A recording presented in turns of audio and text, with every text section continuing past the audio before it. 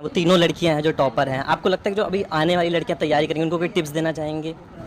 I think लड़कियों के लिए कुछ ऐसे अलग टिप्स नहीं है, but I am happy that more and more women are entering into not just UPSC but हर फील्ड में आ रही हैं, and that is because finally people around them are giving them the space. यूं ही नहीं मिलती राही को मंजिल, एक जुनून सा दिल में जगाना होता है। यूं ही नहीं मिलती इस राही को मंजिल, एक जुनून सा दिल में जगाना होता है। पूछो श्रुति शर्मा से कैसे पाया आईएएस का मुकाम, बोली दिन रात किताबों से दिल लगाना होता है। बोली दिन रात किताबों से दिल लगाना होता है। नमस्कार दोस्तों, हम जानने वाले हैं यूपीएससी टॉपर श्रुति शर्मा के बारे में।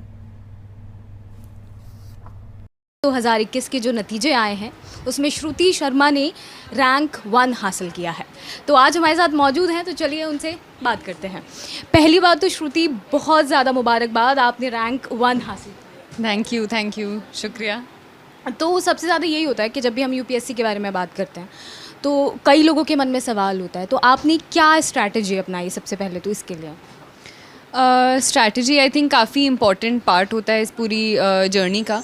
तो आई थिंक स्ट्रैटेजी में आई थिंक सबसे इम्पॉर्टेंट होता है कि मटेरियल को सिफ्ट करना, क्योंकि मटेरियल बहुत ज़्यादा आजकल अवेलेबल है यूपीएससी में, चाहे डिजिटल हो चाहे मार्केट में अवेलेबल हो।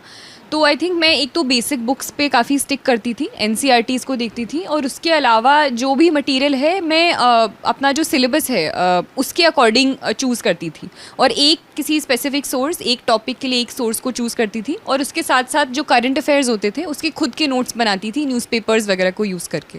तो बाद में एक मेरे पास एक कंसोलिडेटेड मटीरियल होता था जिसको मैं रिवाइज़ कर सकती थी आराम से, और फिर बाद में प्रैक्टिस कर सकती थी। ये कहा जाता है श्रुति कि यूपीएससी क्लियर करने के लिए ना कम से कम 18 से 20 घंटे पढ़ना पड़ता है, तो क्या आपने भी यही फॉलो किया था? आई थिंक ये ह्यूमनली पॉसिबल नहीं है कि आप सस्टेन तरीके से आप 20 घंटे आप हर रोज़ पढ़ो। कई बार ऐसा होता था कि एग्ज़ाम से बहुत पास जब बहुत सारी आपका प्रेशर होता है और सिलेबस कंप्लीट करना होता है, तो वो कई बार घंटे काफ़ी एक्सटेंड हो जाते हैं, कई बार 18 घंटे भी हो जाते हैं, पर वो सस्टेन लेवल पर नहीं हो सकता। तो anything around I think around 6 hours तो मिनिमम आई थिंक थोड़ा करना ही पड़ता है, पर कि उस समय आप फोकस्ड तरीके से पढ़ रहे हो। तो ये कहा जाता है, अभी जैसे आपने देखा कि इस बार 3 लड़कियां टॉप में रहीं, तो आगे क्या है? जैसे कि हम देखते हैं कि लड़कियां नहीं होती हैं फील्ड में, लेकिन इस बार तीनों लड़कियों ने टॉप किया, तो इस पर आप क्या कहना चाहेंगे? मैं बहुत खुश हूँ कि इस बार टॉप 3 लड़कियाँ हुई हैं, और आई थिंक रीज़न ये कई बार नहीं हो पाता है, और अभी तक हिस्टोरिकली बहुत सारे एरियाज़ में लड़कियाँ नहीं आ पाई हैं, इज़ बिकॉज वो बाहर निकलने का, घर से बाहर निकलने का, चीज़ें परस्यू करने का अपॉर्चुनिटी नहीं मिलती है, वो प्लेटफॉर्म नहीं मिलता है, सपोर्टिव एनवायरनमेंट नहीं मिलता है। क्योंकि यूपीएससी जैसी तैयारी में कई बार आप घर पर बैठ कर नहीं कर सकते हो, थोड़ा एक्सपोजर चाहिए होता है, दिल्ली आना पड़ता है, अपने अपने गाँव से बाहर निकलना पड़ता है। तो जैसे जैसे लड़कियों को वो प्लेटफॉर्म दिया जा रहा है, अपॉर्चुनिटीज़ दी जा रही हैं, तो धीरे धीरे हम नाम उनका हर जगह देख रहे हैं। अच्छा श्रुति, कि यूपीएससी के जो इंटरव्यू होता है, जो फाइनल इंटरव्यू होता है, उसे लेके ना मतलब बहुत ज़्यादा मिथ है, मैंने भी सुना है कि वहाँ पे ना इस तरीके से सवाल होते हैं कि आपकी शर्ट में कितने बटन हैं, इसे देख के बताओ, बिना देखे बताओ। क्या वाकई में इस तरीके का सवाल होता है? मतलब ये नहीं, ऐसा नहीं होता। आई थिंक काफ़ी ज़्यादा ऐसे कई बार व्हाट्सएप फॉरवर्ड्स या फिर वायरल वीडियोज़ हो जाती हैं कि ये यूपीएससी के इस साल में पूछा गया था, तो इसमें ज़्यादा सच्चाई नहीं होती है। दूसरी एक चीज़ है कि जो मॉक इंटरव्यूज़ होते हैं, कई बार सोचते हैं वो ही एक्चुअल इंटरव्यूज़ हैं, तो वो भी नहीं होते हैं। कई बार नेचर ऑफ़ क्वेश्चंस काफ़ी डिफरेंट होता है, काफ़ी वेरीड भी होता है, तो वो आपके बैकग्राउंड से लेकर और आपका हॉबीज़ या फिर जनरल अवेयरनेस, काफ़ी सारी चीज़ें पूछते हैं। तो आई थिंक वो वाली चीज़ें तो नहीं होती है इतनी ज़्यादा जो आप पूछ रहे हैं। अच्छा श्रुति, जब आप इंटरव्यू के लिए जा रही थी तो आपसे किस तरीके के सवाल किए गए थे जो अभी आपको याद हों, जो आने वाले टाइम पे जो यूपीएससी की तैयारी कर रहे हैं उनके लिए हेल्प हो सके कि किस तरीके के सवाल पूछे जाते हैं? आई थिंक इसमें भी वेरिएशन होता है, क्योंकि मैं जैसे जब गई थी और मेरे कई दोस्त भी जिन्होंने इंटरव्यू किया था, तो वो कई बार काफ़ी डिफ़र कर जाता है। कई बार डैफ बेस्ड होता है, जो आपका डिटेल्ड एप्लीकेशन फॉर्म होता है उसी पर बेस्ड होता है, कई बार बिल्कुल उससे बाहर होता है, सिर्फ करंट अफेयर्स पर होता है। तो मेरा पर्सनली मैं थोड़ी नाखुश थी इंटरव्यू के बाद, क्योंकि मुझे लगा था कि थोड़ा और कॉन्वर्सेशनल अगर हो पाता, अगर ज़्यादा किसी ओपिनियन बेस्ड पर बात हो पाती तो शायद बेहतर होता। मेरा थोड़ा फैक्चुअल बेस्ड मुझे लगा था क्वेश्चन, जो हिस्ट्री पर काफ़ी फैक्चुअल क्वेश्चंस पूछे गए थे, तो मुझे हिस्ट्री के रिगार्डिंग एक तो जनरल कुछ क्वेश्चंस पूछे गए थे कि do you think history repeats itself, पूछा गया था चंपारण सत्याग्रह के बारे में, लिच्छवीज़ और मौर्याज़ के बारे में, फिर मुझे एक कंटिन्यूस वॉयज रिगार्डिंग कुछ क्वेश्चन पूछा गया था, वर्ल्ड वॉर, फिर लॉर्ड मेयो का असैसिनेशन, एक 1812 के वॉर के बारे में, तो काफ़ी फैक्चुअल क्वेश्चंस कुछ पूछे गए थे। उसके अलावा गवर्नेंस पर क्वेश्चंस पूछे गए थे, जो हमारा SDG सस्टेनेबल डेवलपमेंट गोल्स हैं उस पर पूछे गए थे।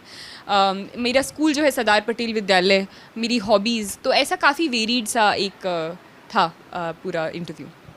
तो ये भी कहा जाता है कि जैसे UPSC हम क्लियर करते हैं और आपने जैसे कहा कि आपने हिस्ट्री लिया, लेकिन सेंट स्टीफन और JNU से अलग अलग पढ़ाई हुई, तो हिस्ट्री को लेने के पीछे मतलब क्या था? हिस्ट्री हमेशा से मुझे बहुत इंटरेस्टिंग लगता था स्कूल से ही। तो सरदार पटेल विद्यालय में मेरी टीचर्स जो थी, जयश्री मैम, और पॉलिटिकल साइंस भी मीनाक्षी मैम पढ़ाती थी, तो मुझे हमेशा से बहुत इंटरेस्ट था सोशल साइंसेज में, हिस्ट्री स्पेसिफिकली। तो इस वजह से मैंने अपना ग्रेजुएशन हिस्ट्री चुना था।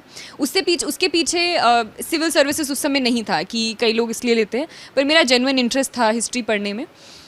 उसके बाद फिर मैंने ऑप्शनल सब्जेक्ट जो हिस्ट्री चुना वो इसलिए था क्योंकि मेरी फेमिलियरिटी भी थी सब्जेक्ट से, अवेयरनेस थी सिलेबस की भी, मैं पढ़ भी चुकी थी और इंटरेस्ट था। तो आई थिंक इंटरेस्ट एक बहुत मेजर फैक्टर होना चाहिए आपका ऑप्शनल सब्जेक्ट चुनने के लिए। कई लोग बोलते हैं कि इतना स्कोरिंग नहीं होता है, बहुत वास्ट सिलेबस होता है, पर मतलब it worked out for me, so I am happy. तो ये भी कहा जाता है कि जैसे जैसे हम तैयारियां करें, वक्त निकालें, तो आप जैसे आपने कहा कि इंटरेस्ट होना बहुत ज़रूरी होता है, तो जो बच्चे अभी तैयारी कर रहे हैं तो उन्हें किस तरीके के सब्जेक्ट चुनने चाहिए जो उनका हेल्प हो सके? लोग कहते हैं कि सोशल साइंसेज 11th-12th में कई बार हेल्प करती है, ह्यूमैनिटीज़ बैकग्राउंड आपको हेल्प करता है। वो बस इसलिए कहते हैं क्योंकि कई बार बहुत सारे सब्जेक्ट्स जो हम पढ़ते हैं जो सिलेबस में होते हैं, जनरल स्टडीज़ के सिलेबस में 1, 2, 3 पेपर्स में होते हैं, वो आपको 11th-12th की किताबें पढ़नी पड़ती हैं, चाहे वो जोग्राफ़ी हो, हिस्ट्री हो, पॉलिटिकल साइंस हो, तो ये वाली आपको किताबें पढ़नी पड़ती हैं। तो इसलिए बोलते हैं कि शायद हेल्प करता है आर्ट्स का सब्जेक्ट, पर ऐसा भी नहीं है। बहुत सारे इंजीनियर्स, बहुत सारे साइंस बैकग्राउंड के सब्जेक्ट के लोग हमेशा टॉपर्स रहे हैं UPSC में। तो आई थिंक अपने इंटरेस्ट बेस्ड चीज़ें रखनी चाहिए 11th-12th में भी, और उसके आगे भी। लोग मैकेनिकल इंजीनियरिंग ऑप्शनल लेकर भी निकालते हैं और सोशियोलॉजी ऑप्शनल लेकर भी निकालते हैं, तो पर्सन टू पर्सन और इंटरेस्ट पर डिपेंड करता है। श्रुति, ये कहा जाता है कि जब भी हम UPSC की तैयारी करते हैं तो हमारे पास बहुत सीमित साधन होते हैं और उन साधनों के बीच तैयारी करना ये बहुत मुश्किल हो जाता है। तो ऐसे कोई रास्ते या ऐसी कोई कोचिंग जिसे आप प्रेफर करना चाहें, जिससे उन बच्चों की हेल्प हो सके, उन्हें जल्दी से जल्दी वो साधन मिल सकें और उनकी हेल्प हो कि वो क्रैक कर सकें, तो ऐसा कुछ? हाँ, और मैं जेन्युइनली मानती हूँ कि कोचिंग एक तरह से, मतलब जिस तरह से कोचिंग सारी इंस्टीट्यूशंस हैं उसकी नेसेसरीली इतनी ज़रूरत नहीं है। आप सीमित संसाधनों के साथ भी इफ़ेक्टिव गाइडेंस के साथ, तो गाइडेंस ज़्यादा इंपॉर्टेंट होती है, स्ट्रैटेजी ज़्यादा इंपॉर्टेंट होती है रादर देन कोचिंग में जाना, और वो काफ़ी हैवी फीस आपको कई बार देनी पड़ती है। तो आई थिंक काफ़ी ऐसे इनिशिएटिव्स हैं। इनफैक्ट मैं खुद जामिया में रेजिडेंशियल कोचिंग एकेडमी में थी, जहाँ गवर्नमेंट फंडेड वो है, तो उसको एक एग्जामिनेशन क्रैक करने के बाद आप वहाँ पर माइनॉरिटीज़, विमेन के लिए और मुस्लिम स्टूडेंट्स के लिए वहाँ पर वो कोचिंग मिलती है। तो ऐसे और भी आई थिंक क्रॉप अप कर रहे हैं अलग अलग जगह, तो ऐसे ऑप्शंस भी एक्सप्लोर करने को मिल सकते हैं। आपने UPSC के लिए किस स्ट्रैटेजी को अपनाया था कि मतलब आपने सेकंड अटेम्प्ट में इसे क्लियर किया? आई थिंक मेरा स्ट्रैटेजी वही था जो बेसिक लोगों का होता है कि लिमिटेड सोर्सेज रखिए, नोट्स मैं खुद के बनाती थी और answer writing practice. I think क्योंकि मेरे अभी मैंने मार्क्स जब देखे हैं तो मेंस में अच्छे मार्क्स आए हैं मेरे मेंस में, तो आई थिंक उसके पीछे आंसर राइटिंग मेरा काफ़ी इंपॉर्टेंट था कि मैं आंसर्स लिखती थी, और सिर्फ टेस्ट सीरीज़ नहीं, टेस्ट सीरीज़ ने भी मुझे काफ़ी हेल्प किया।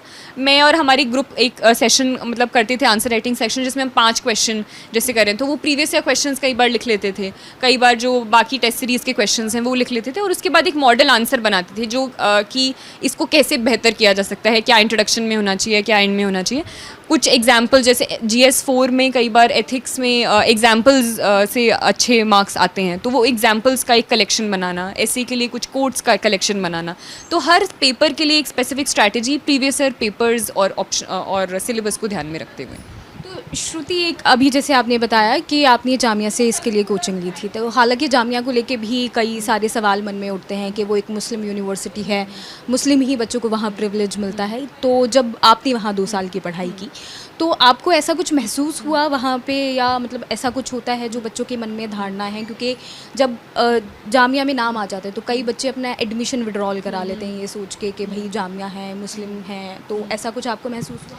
नहीं, आई डोंट थिंक ऐसा आप प्री कंसीव नोशन किसी भी यूनिवर्सिटी के लिए अपनाना चाहिए। और मेरा बहुत ही पॉजिटिव एक्सपीरियंस रहा है इवन RCA, क्योंकि मेरा एसोसिएशन रेजिडेंशियल कोचिंग एकेडमी के साथ था और ये माइनॉरिटीज़ और विमेन स्टूडेंट्स से डील करते हैं। तो माइनॉरिटीज़ में मुस्लिम स्टूडेंट्स के साथ साथ जैन, बुद्धिस्ट, बाकी जितनी भी माइनॉरिटीज़ हैं, रिलीजियस माइनॉरिटीज़ हैं, उनको किया है, और विमेन स्टूडेंट्स भी थी। तो आई थिंक मैंने पर्सनली ऐसा कुछ भी फेस नहीं किया। तो श्रुति, आखिरी सवाल, जो बच्चे अभी UPSC की तैयारी कर रहे हैं, जिनका रिज़ल्ट अच्छा नहीं रहा, या तो उन्हें किस तरीके की तैयारी करनी चाहिए, या जिनका इस बार नहीं आया तो क्या उन्हें आगे तैयारी करनी चाहिए, या उन्हें क्या रास्ते अपनाने चाहिए? आई थिंक ये क्वेश्चन हर कोई खुद ही आंसर कर सकता है कि तैयारी कंटिन्यू करनी चाहिए या नहीं करनी चाहिए। पर अगर जेन्युइनली तैयारी कंटिन्यू करनी है तो ऐसा नहीं है कि हार्ड वर्क में लोगों की कमी रहती है। लोग बहुत हार्ड वर्क करते हैं और मैं लोगों को जानती हूँ, पर स्टिल वो सक्सेस कई बार नहीं मिल पाती है। तो वो एक कई बार वो सेल्फ वर्थ का भी कई बार इशू हो जाता है, मेंटल हेल्थ इश्यूज़ हो जाते हैं। तो इस कॉन्टेक्स्ट में एक सपोर्टिव एनवायरनमेंट आई थिंक की भी काफ़ी ज़रूरत है। और रादर देन हताश होने से मुझे लगता है कि अगर प्रॉब्लम एरियाज़ हम आइडेंटिफाई कर पाएँ, कई बार जैसे मुझे प्रीवियस ईयर आंसर राइटिंग में मैं अगर कहूँ तो प्रीवियस ईयर जो टॉपर्स थे उनकी जो पर्सनली मुझे अच्छे लगते थे, मैं उनकी आंसर कॉपीज़ देखती थी कि शायद इनमें क्या अच्छा है जो मैं अपना सकती हूँ। तो हर किसी का नहीं, जो आपको अच्छा लगे वो आपको खुद चेरी पिक करना है, but how to work on yourself, I think आप उस पर काम कर सकते हो। और अगर आपके अटैम्प्ट ख़त्म हो गए हैं, आपको लगता है कि कुछ और आपकी कॉलिंग है, तो आई थिंक वो भी एक बहुत ही वैलिड एक ऑप्शन होता है। ज़रूरी नहीं है कि आप सिर्फ इसी में लगे रहें। There are many things I think apart from UPSC also जहाँ आप कंट्रीब्यूट कर सकते हैं नेशन के लिए। Thank you Shruti, Lallantop के रंगरूट से बात करने के लिए। श्रुति शर्मा का जन्म 1996 में हुआ था और ये 26 साल की हो गई है। दोस्तों, इस वीडियो में हम बात करें भारत में IAS की परीक्षा 2021 में टॉप करने वाली श्रुति शर्मा के बारे में। इस वीडियो में हमने इनके पूरे जीवन के बारे में बात की है कि इन्होंने कैसे IAS बनने तक का सफर तय किया, इनकी क्या योजना थी, और भी बहुत सी बातें आपके जानने के बहुत ज़रूरी है। तो इस वीडियो को पूरा जरूर देखें। श्रुति शर्मा का जन्म 1996 हुआ था और अब ये 26 साल को हो गई है। भारत में 2021 की IAS परीक्षा की टॉपर है। 2021 की IAS परीक्षा में श्रुति ने टॉप किया है। उसने कहा कि IAS यानी कि UPSC परीक्षाओं को पास करना आसान नहीं था और पाठ्यक्रम लंबा है, लेकिन वे कामयाब रही। अपनी कठिन मेहनत और निरंतर अभ्यास से इन्होंने सफलता प्राप्त की। इन्होंने पूरे भारत को दिखाया कि महिलाएं क्या कर सकती है। IAS परीक्षा पास करने दूसरी बात यह है कि लेकिन प्रथम स्थान पर आना इतिहास रचने जैसा है। और श्रुति ने 2021 IAS परीक्षा टॉपर्स की लिस्ट में अपना नाम टॉप पर लिस्ट करने में सफलता प्राप्त की। ये कुछ दिन पहले ही एक सामान्य लड़की थी। इनको भारत में अपने रिश्तेदारों को छोड़कर और कोई भी नहीं जानता था, लेकिन IAS UPSC 2021 परीक्षा में उनका नाम नंबर 1 घोषित होने के बाद अचानक इनके इंस्टाग्राम अकाउंट फॉलोअर्स 42.9 के तक पहुंच गया। इसका जन्म 1996 में धामपुर बिजनौर UP नामक स्थान पर हुआ था। वे अपनी किशोर अवस्था में वहां रही और फिर उच्च शिक्षा प्राप्त करने के लिए दिल्ली चली गई। उन्होंने दिल्ली विश्वविद्यालय के सेंट स्टीफन्स कॉलेज से स्नातक की पढ़ाई पूरी की है। श्रुति शर्मा ने ग्रेजुएशन के दौरान इतिहास विषय को चुना और इसके बाद पोस्ट ग्रेजुएशन करने की भी सोची। उन्होंने जामिया मिलिया इस्लामिया आवासीय कोचिंग अकादमी से तैयारी करके UPSC परीक्षा के पास किया। वे RCA जामिया से सिविल सेवा परीक्षा के लिए क्वालिफाई करने वाली सभी भारतीय टॉपर सहित 23 उम्मीदवार में नंबर 1 बनी हुई थी। ये इसके नोट कैसे बनाते थे? मीडिया से बात करते हुए श्रुति शर्मा ने कहा, मैं अपने परिणाम से बहुत खुश हूँ। मैंने अखबारों से अपना नोट बनाना और बेहतर प्रस्तुति के लिए उत्तर लेखन अभ्यास पर ध्यान केंद्रित करने की किया, जो कि मुझे मुख्य परीक्षा में ज़्यादा योगदान देती है। जल्दी ही श्रुति उनकी विकिपीडिया पेज इंटरनेट पर उपलब्ध होगा, लेकिन अभी हमने किसी अन्य स्रोत से उनकी जीवन के विवरण की खोज की है। उत्तर प्रदेश की रहने वाली श्रुति शर्मा। श्रुति उत्तर प्रदेश के एक छोटे से मध्य वर्गीय परिवार से ताल्लुक़ रखती है, जो वर्तमान में दिल्ली में रह रही। उनके पिता एक DKN शर्मा एक PA में प्रोफेसर के रूप में काम करते हैं, जबकि उनकी मां संतोष शर्मा गृहिणी है। और ऑल इंडिया में नंबर 1 पर आने के उनके अनुभव के बारे में बात करने के लिए जब मीडिया उनके घर में घुसी तो श्रुति की मां ने मीडिया को इंटरव्यू दिया। श्रुति शर्मा के माता पिता और परिवार के अन्य सदस्य अपनी बेटी की इस उपलब्धि पर खुशी साझा कर रहे हैं। 66 साल उनकी मां ने मीडिया में को बताया कि वे अपनी उपलब्धियां से बहुत खुश है। यह सब मेरे बेटी की कड़ी मेहनत का परिणाम है। वह हमेशा अपनी पढ़ाई में व्यस्त रहती थी। हम उसे थोड़ा सा आराम करने और सोने के लिए कहते थे। वे सोशल मीडिया पर बहुत ही कम एक्टिव रहती थी। दोस्तों, मुझे आशा है कि यह वीडियो आपको बहुत ही अच्छा लगा होगा और बहुत ही मोटिवेट हुए होंगे आप लोग। ऐसे ही वीडियो आप देखने के लिए लाइक, सब्सक्राइब, बेल आइकन जरूर दबा दीजिए।